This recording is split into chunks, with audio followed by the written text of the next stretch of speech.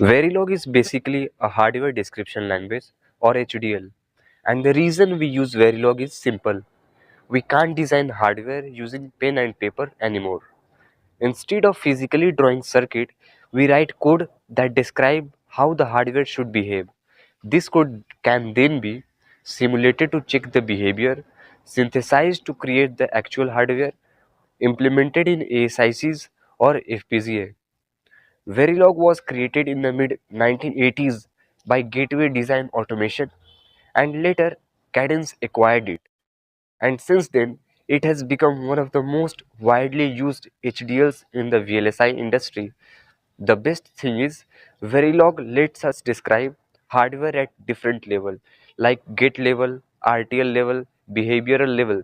So you can start from basic gates and then build complex system. What was used before Verilog?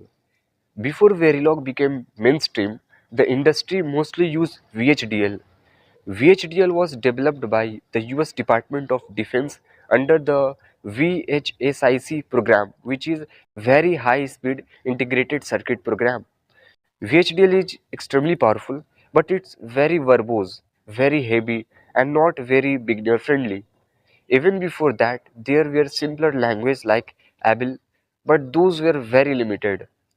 So when Verilog came, people found it easier to write, easier to read, and much faster to use.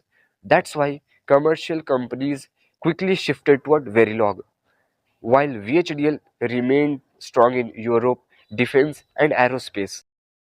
Why did Verilog become more popular? Now the big questions: why did Verilog become more popular than older HDLs?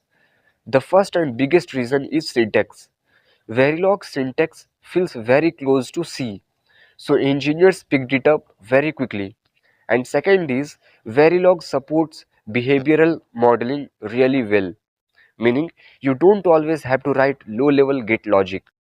You can describe what the system should do and the tools handle the rest. Third, Verilog support a good level of abstraction. You can break your entire design into modules, connect them together, and build big system easily. And lastly, the EDA tool supports for Verilog became very strong. Simulation, synthesis, everything evolved quickly around Verilog. All this made Verilog the industry favorite. How is Verilog different from C or Java? This is a very common confusion. Verilog code look a little like C. So people think it's a programming language. But Verilog is very different. Let me break it down.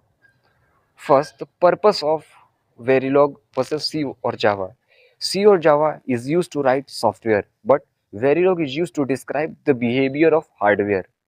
If I talk about the execution style, software runs line by line on a processor, but Verilog doesn't run like that. When you write Verilog, you are describing how hardware elements should behave, things like wire, flip-flop, logic gates, always blocks. In software, things happen sequentially, but in hardware, many things happen at the same time. Verilog captures that parallel behavior. In C or Java, output is basically a program, but in Verilog, output is actually hardware like flip-flop, gates, multiplexer, decoder, etc. Software testing is different. In Verilog, we use simulation, test benches, waveforms because we are testing hardware behavior. So even though the syntax may look a bit similar, the mindset is completely different.